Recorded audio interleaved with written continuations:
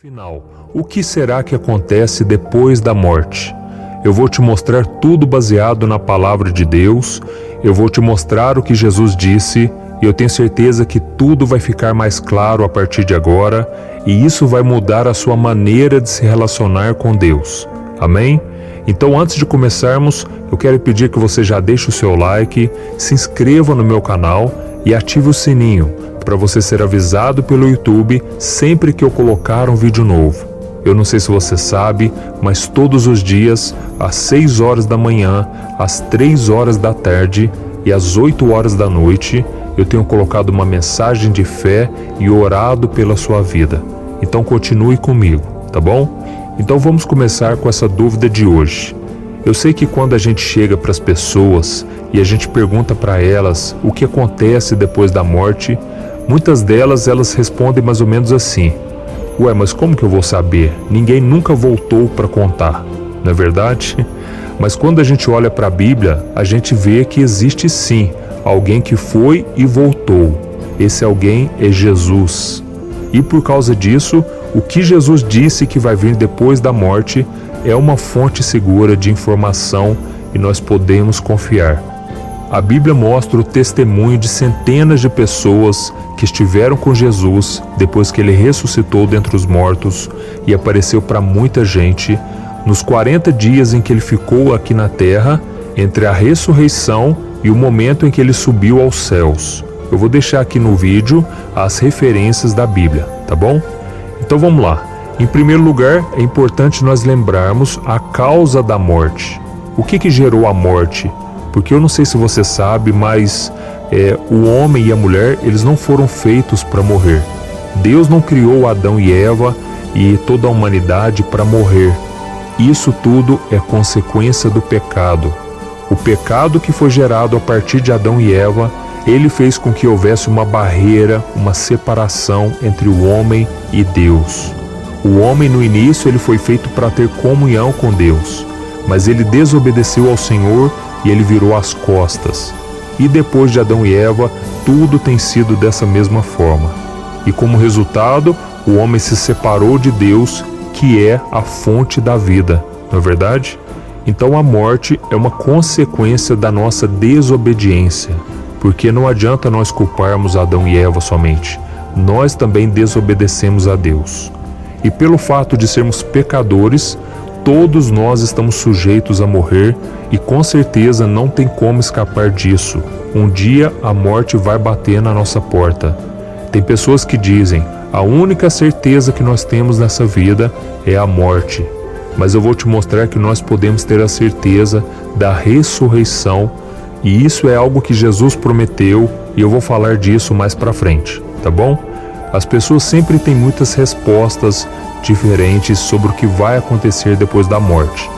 Por exemplo, a pessoa que é muito materialista, muito voltado para as coisas dessa terra, ela nega a ressurreição de Jesus, ela nega que a Bíblia é a palavra de Deus e para eles a morte é o fim de tudo. É como se fosse um blackout, acabou tudo, apagam-se as luzes e depois não acontece mais nada. E a pergunta que fica é: qual é a prova disso? Como eles sabem, como eles têm certeza disso? Imagine que uma pessoa que viveu assim, ela passou a vida toda acreditando que a morte é o ponto final e assim que ela morre, ela descobre que existe um pós-morte, um sofrimento terrível aguardando aqueles que nunca se preocuparam com Deus. Então realmente, né, irmãos, é uma coisa muito complicada a pessoa acreditar dessa maneira. A pessoa aposta a sua eternidade na possibilidade de que depois da morte tudo vai se acabar. E se não acabar? Então essa é a posição de uma minoria, não é todo mundo que pensa assim, mas ainda tem um grupo de pessoas que acredita que não vai acontecer nada. E tem também aqueles que falam em reencarnação. Eu era espírita e eu acreditava nisso.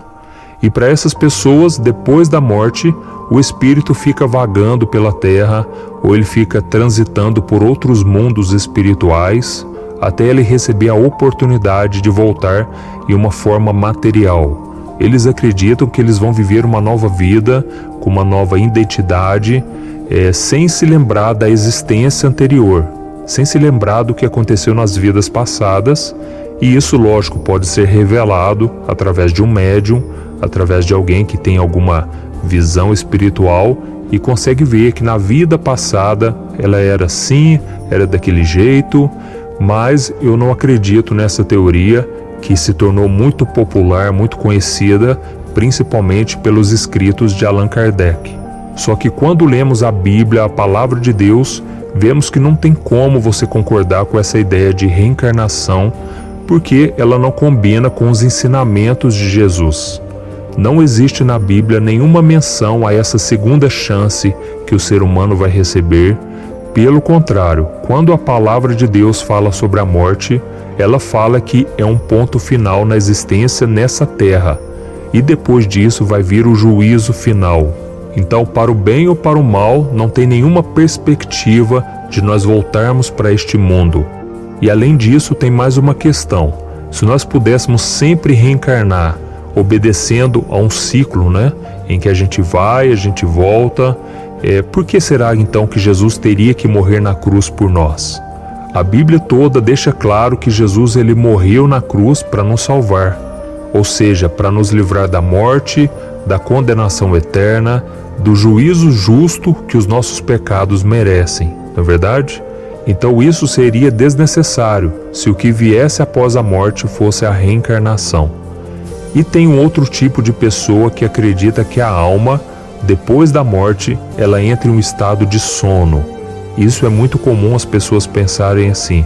Seria uma forma da pessoa ficar insensível. É como se a pessoa ela não percebesse o que está acontecendo à sua volta e ela vai despertar somente no dia do juízo final. E essa visão também eu não acredito, e é uma visão meio problemática, porque na Bíblia existem referências a pessoas que estavam mortas, mas conscientes, e elas se lembravam claramente da sua vida depois da terra.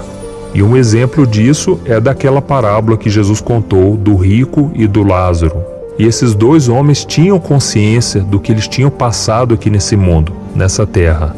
E Jesus ele disse que não tem como também a pessoa que já morreu, ela voltar e nós também passarmos daqui para lá, termos essa comunicação com os mortos. E além disso, em outra ocasião, Jesus disse que na eternidade nós vamos nos assentar com Abraão, com Isaac e com Jacó. E tem também uma outra questão. Lá no livro de Apocalipse nós vemos que ele fala sobre a alma dos mártires, que eles cobram de Deus justiça aqui na terra contra aqueles que os martirizaram. Depois você lê aí na sua casa, Apocalipse 6, o versículo 9 ao 11. Então tudo na Bíblia mostra que depois da morte a pessoa continua tendo a consciência de como foi a sua vida aqui na terra, e ela sobrevive em um espírito consciente, com memória das coisas que aconteceram aqui. É lógico que a Bíblia diz que quem for para o céu, lá não haverá dor, não haverá sofrimento. Então não dá para saber exatamente como vai ser, mas é como se Deus apagasse as coisas negativas, é como se a gente não sentisse saudades, a gente não sentisse nada que fosse ruim. Então, só para resumir, essa teoria do sono da alma não tem fundamento na palavra de Deus. E tem também um outro tipo de pessoa que acredita que existe vida após a morte, mas que a felicidade é para todo mundo. Todo mundo vai ser feliz no final, todo mundo vai ser tratado, vai passar por algum tipo de purgatório. Mesmo as pessoas más, muito cruéis, elas serão restauradas. E então essa é uma teoria muito comum na nossa sociedade. Muitas pessoas acreditam nisso e elas sempre dizem, no final tudo vai dar certo, todo mundo vai morrer, mas vai para um lugar bom. E elas deixam isso bem claro quando estão num velório, por exemplo, e elas sempre falam, nossa, o fulano foi para um lugar melhor, o fulano ele foi promovido, sabe? Só que quando a gente olha a história dessa pessoa, muitas vezes a gente vê que essa pessoa era uma pessoa que traía muito, uma pessoa que não foi um bom pai, uma boa mãe, uma pessoa violenta, uma pessoa que roubava, uma pessoa desonesta e tantas outras falhas de caráter. Não que a nossa salvação é pelo nosso mérito, viu, irmãos? Eu vou explicar um pouco mais para frente, mas tem muita gente má, muita gente que era assassino, ladrão, corrupto, uma pessoa que fez tanta coisa errada nessa vida, e parece que quando ela morre, as pessoas tratam ela como se fosse um santo, elas amenizam muito os seus pecados. Então a posição mais correta, mais sensata, é o que a palavra de Deus nos ensina. E o que ela ensina? Que a morte vem como resultado do nosso pecado. Nós morreremos e nós estaremos diante de Deus, uma vez que depois da morte vem o juízo. E aí depois disso só tem duas possibilidades: a vida eterna, uma vida cheia de alegria, uma vida cheia de paz, ou a condenação e o sofrimento eterno. A vida eterna é concedida àqueles que nessa vida se arrependeram dos seus pecados e receberam Jesus como seu único e suficiente Salvador. Por quê? Porque a salvação não é pelos nossos méritos, pelas nossas obras. Você pode ser uma pessoa boa, que faz muito bem para as pessoas, que doa cesta básica, que visita orfanatos, mas, como eu te disse, todos nós somos pecadores e por isso não podemos estar diante de um Deus tão santo, um Deus que não tem pecado. E é por isso que Jesus veio e ele carregou o pecado sobre ele lá na cruz. O nosso pecado estava sobre ele, porque Jesus também não tinha pecado. O inimigo tentou fazer com que ele caísse em tentação, que ele se desviasse, que ele cometesse um pecado apenas, porque assim ele seria uma pessoa igual a mim e igual a você. Mas Jesus não pecou e por isso ele pôde carregar sobre si os nossos pecados. Ele foi o sacrifício perfeito. Então, quando nós cremos nesse sacrifício, cremos que Jesus morreu e ressuscitou por nós, então pela fé nós recebemos o perdão de Deus na mesma hora e a gente ganha a vida eterna. Então depois da morte a gente entra já nesse estado de felicidade na presença de Deus para sempre. Assim como Jesus disse àquele ladrão que morreu ao lado dele na cruz. Jesus disse: "Hoje mesmo você estará comigo no paraíso." E como aquele criminoso tinha se arrependido dos seus pecados e crido em Jesus, ele pôde entrar com Jesus no paraíso, que é o nome que a Bíblia dá para o céu que nos aguarda. Então isso é para aqueles que creem em Cristo como seu Senhor e Salvador. Deu para entender? Então o cristão ele tem que encarar a morte como algo natural, que veio por causa do pecado, mas sabendo que a sua esperança está além da morte. E Jesus mesmo afirmou, né? Quem crer em mim, ainda que morra, viverá. Então a gente tem que ter essa certeza. Ainda que a gente morra, nós vamos viver eternamente com Cristo, se nós nos arrependermos e cremos nele como nosso Salvador. E Paulo também falou sobre isso lá em 1 Coríntios capítulo 15, o versículo 55. Ele disse assim, onde está, ó morte, a tua vitória? Onde está, ó morte, o teu aguilhão?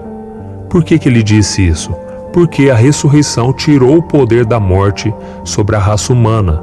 Então a morte, que é a nossa maior inimiga, é a maior inimiga do ser humano, ela foi vencida por Jesus lá na cruz, porque ele ressuscitou. Ele foi o primeiro a ressuscitar, e agora todos que creem nele também serão ressuscitados. Amém? Isso é maravilhoso, irmãos, não é pelo nosso mérito. Eu tive uma vida muito torta, uma vida de desobediência, mas um dia Jesus perdoou os meus pecados e eu criei nele como meu Salvador. A partir dali, o meu relacionamento com Deus foi restaurado. E se hoje eu estou falando aqui por você, é por causa disso, é por causa da graça de Deus. E aí também tem aquela outra alternativa que a Bíblia nos mostra, que é a condenação e o sofrimento eterno. E pense comigo, irmãos, o que a gente poderia esperar de uma pessoa que viveu nesse mundo sem considerar a presença, o amor de Deus? Ela não aceitou Jesus como seu Salvador, o tempo todo ela quebrou os mandamentos e ela fez tudo o que vinha na sua mente. Será que essa pessoa seria salva? Será que essa pessoa ela deveria estar no céu junto com pessoas de Deus, pessoas que foram perdoadas por Jesus. Não, essa pessoa, ela vai colher o pecado que ela plantou durante toda a sua vida. E o salário do pecado é a morte. É isso que está escrito na palavra de Deus. Então, aquele que na sua vida ela semeou a semente do pecado e da desobediência, com certeza ela vai colher condenação. Por quê? Porque ela não foi perdoada. E Jesus deixou isso bem claro.